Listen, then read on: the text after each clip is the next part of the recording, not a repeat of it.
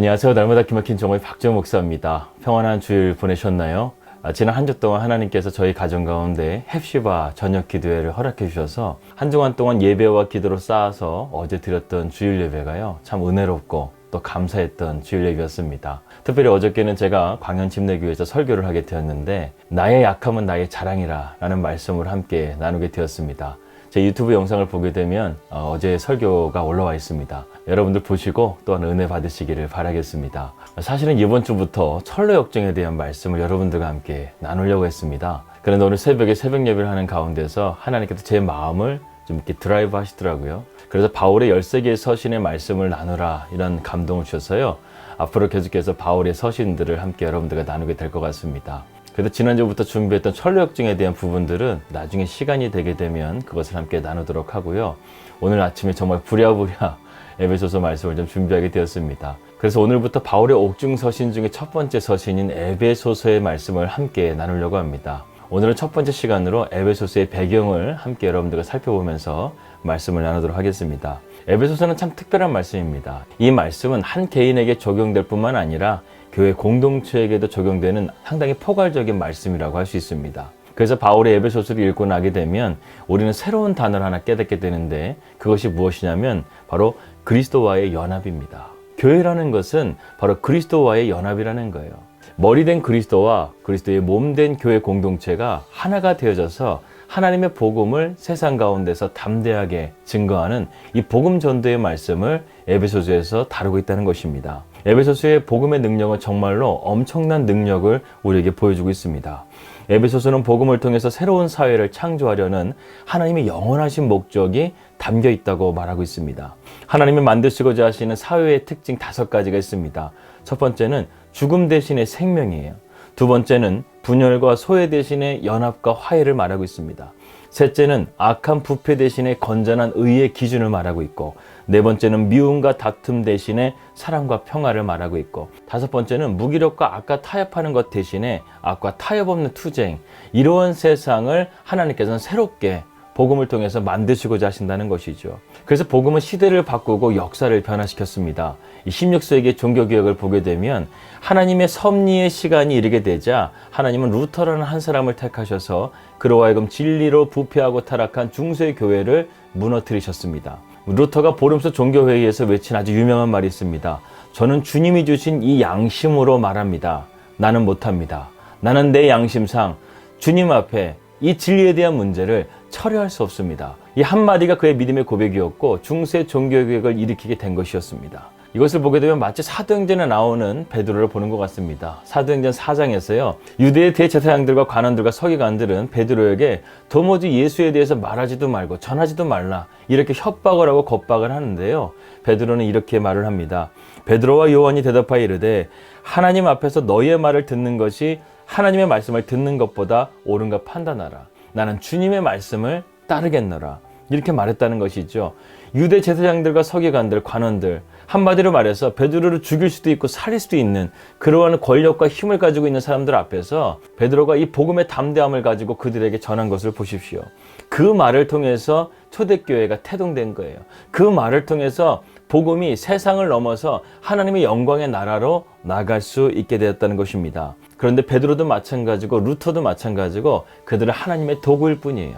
그들이 위대한 것이 아니라 그들을 쓰시는 하나님이 위대하시다는 것입니다. 하나님께서는 시대마다 그러한 사람들을 쓰셔서 마른 장작에 불을 붙인 것 같이 활활 태워져서 더럽고 부패한 사회를 바꾸시고 새로운 사회를 변화시키는 그런 복음의 능력을 우리 가운데 보여주셨다는 것이죠. 지금도 그 복음의 역사는 재현되고 있습니다. 지금도 우리가 하나님 앞에 모여 기도하고 우리가 참되게 회개하고 주님 앞에 나아갈 수 있다고 한다면 지금도 성령의 역사가 우리 가운데 부어지시고 하나님을 통해서 하나님의 도구로서 하나님께서 역사하시는 일들을 이루어갈 수 있습니다.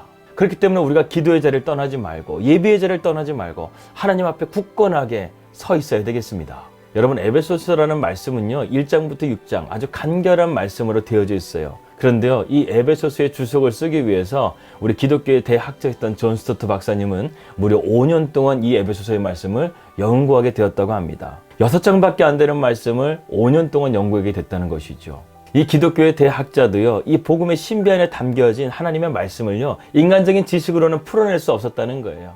성령님의 도우심을 받아서, 하나님의 말씀을 받아서 그도 한 절 한 절씩 이 복음의 진리를 깨달아 갔던 것입니다. 그래서 이 에베소서의 말씀은요, 상당히 깊고 파워풀한 말씀이에요. 수많은 영혼들이요, 바로 이 에베소서의 복음의 말씀 가운데 깨어지고 부서지고, 그리고 하나님 안에서 새롭게 되어지는 그런 은혜들을 경험하게 되었습니다. 그런데요, 바울이 전하고 싶었던 복음인데 왜 6장밖에 그것을 기록하지 못했을까요? 그것은 바울이 지금 있는 상황을 우리가 생각해 보게 되면 조금 이해가 됩니다. 바울은 지금 이 에베소서의 말씀을요, 옥중에서 쓰고 있는 거예요. 감옥에서 쓰고 있는 거예요. 더군다나 바울은 언제 죽을지 모르는 그런 사형수와 같은 죄수로 있었습니다. 그렇기 때문에 그에게는 시간이 얼마 없었던 거예요. 내일 황제가 바울을 죽이라 이렇게 명령하면 바울은 이것을 쓰다마고 죽을 수밖에 없었다는 것이죠. 그렇기 때문에 바울은 그 마음에 촉박함이 있었던 거예요. 그래서 바울은 하나님 앞에 기도함을 통해서, 성령님의 도우심을 통해서 이 에베소서의 말씀을 6장으로 마무리할 수밖에 없었던 것입니다. 그런데요, 이 에베소서 6장의 말씀은 짧은 말이지만 성령님께서 그와 함께 하심을 통해서 그에게 계시의 문을 열어주셔서 이 복음의 진리를 우리에게 전해주었는데요, 이 에베소서의 말씀은요, 복음의 진수를 담겨져 있다고 말합니다. 칼빈 선생은 에베소서를 바울 저술의 백미라고 말하고 있고, 윌리엄 바클레이는 사람이 쓴 가장 신적인 기술이라고 말할 정도로 이 바울의 에베소서의 말씀은 상당히 깊이 있고 파워풀한 말씀이라는 것을 우리는 알 수 있다는 것이죠. 근데 이렇게 귀한 말씀을 오늘 새벽 가운데 하나님께서 갑자기 저에게 감동을 주셔서 준비할 수밖에 없었기 때문에 오늘은 좀 깊이 있게 내용을 다루지 못하고요, 1절에 대한 이 백그라운드만 여러분들에게 말씀을 드리고 말씀을 마무리하려고 합니다. 1절 말씀 보겠습니다. 하나님의 뜻으로 말미암아 그리스도 예수의 사도된 바울은 에베소에 있는 성도들과 그리스도 예수 안에 있는 신실한 자들에게 편지한다, 이렇게 말씀하고 있습니다. 여기서 바울이 말하고 있는 하나님의 뜻은 무엇일까요? 다른 거 아닙니다. 복음 전도를 말하는 거예요. 하나님의 나라를 세워가는 유일한 방법은요, 예수 그리스도를 전하는 것밖에는 없다는 것입니다. 이것이 하나님의 뜻인 거예요. 이것을 위해서 바울이 예수 그리스도로부터 사도로서 부름을 받았다는 것입니다. 사실 이 바울이 예수 그리스도로부터 사도로 부름받았다는 이 명칭은요, 바울의 서신 가운데 종종 나오는 것을 보게 됩니다.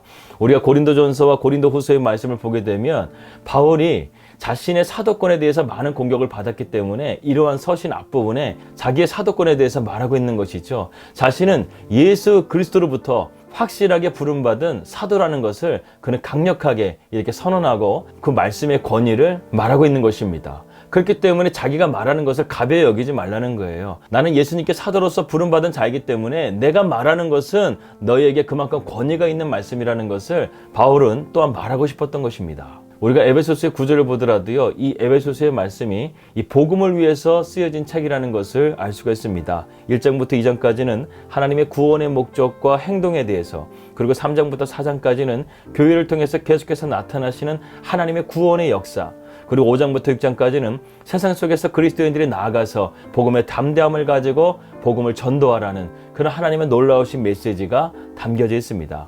한마디로 바울이 이 에베소서를 말하고 싶었던 것은 복음이라는 거예요. 우리가 이러한 강력한 복음을 확실하게 알게 되면 우리는 하나님 안에서 구원의 확신과 복음의 능력으로 이 세상 가운데 담대하게 살아갈 수 있다는 것을 말씀하고 있는 것입니다. 그러면서 바울은 어떠한 사람들이 이러한 사명을 받을 사람인가, 이것에 대해서 우리에게 말씀해주고 있습니다. 첫 번째는요, 진리를 믿는 성도들이라는 거예요. 성도들은 거룩한 하나님의 백성을 의미하는 것이지요.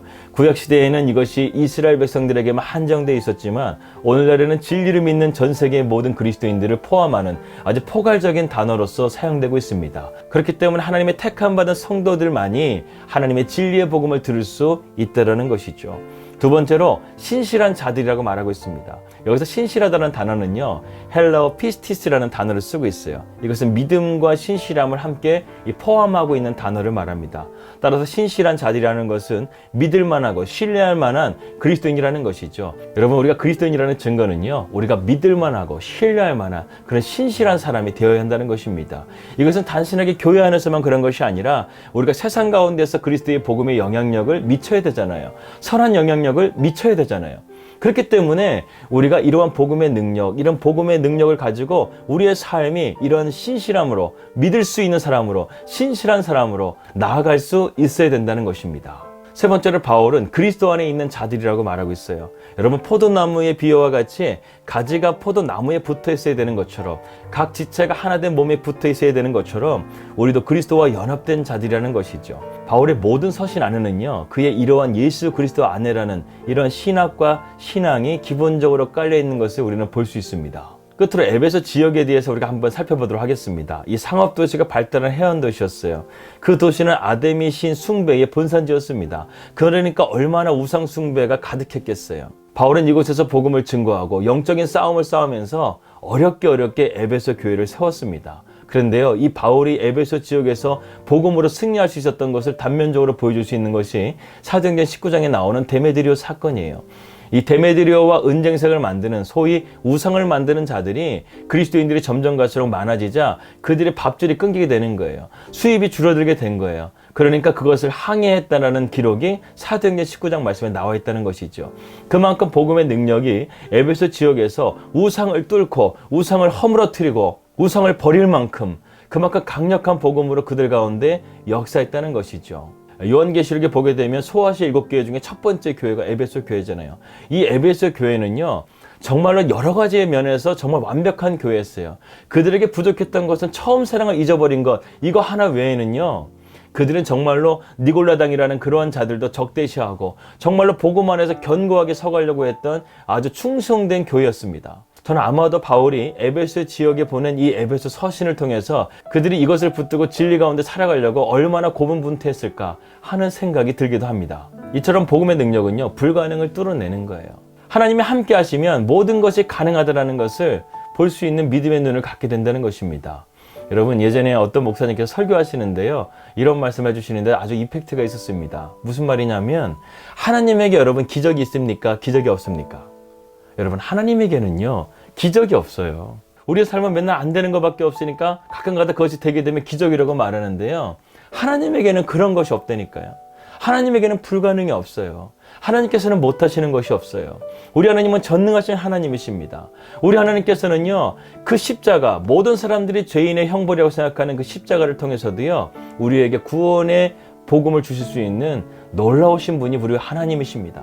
그렇기 때문에 하나님께서 우리에게 주신 이 복음이야말로 얼마나 위대한 것이겠어요. 이 복음의 열쇠를 통해서요, 우리는 문제를 뚫어내는 거예요. 이 복음의 열쇠를 통해서 우리는 구원의 문을 열고 믿음의 문을 열고, 그리고 우리가 세상 가운데서 담대하게 살아갈 수 있는 용기의 문을 열 수 있다는 것입니다. 그래요, 내가 살고 교회가 살고 사회가 살고 민족이 살 수 있는 유일한 길은요, 복음밖에 없어요. 우리가 앞으로 에베소서의 말씀을 통해서 이 참된 복음을 깨달아서 저와 여러분들이 살아나고, 여러분들의 가정이 살아나고, 교회가 살아나고, 민족과 열방이 살아날 수 있는 그런 복음의 놀라운 역사를 재현해낼 수 있는 그런 복음의 일꾼들이 되시기를 주님의 이름으로 기도하겠습니다. 기도합니다.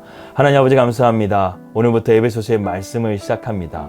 에베소서의 말씀의 핵심은 복음입니다.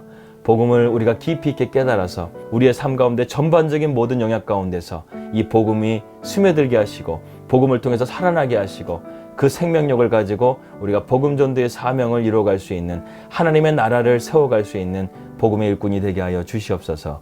예수 그리스도 이름으로 기도하였습니다. 아멘. 예, 새로운 한 주가 시작되었습니다. 한 주도 승리하시고요. 저는 내일 뵙도록 하겠습니다. 우리 믿음으로 승리합시다. 할렐루야.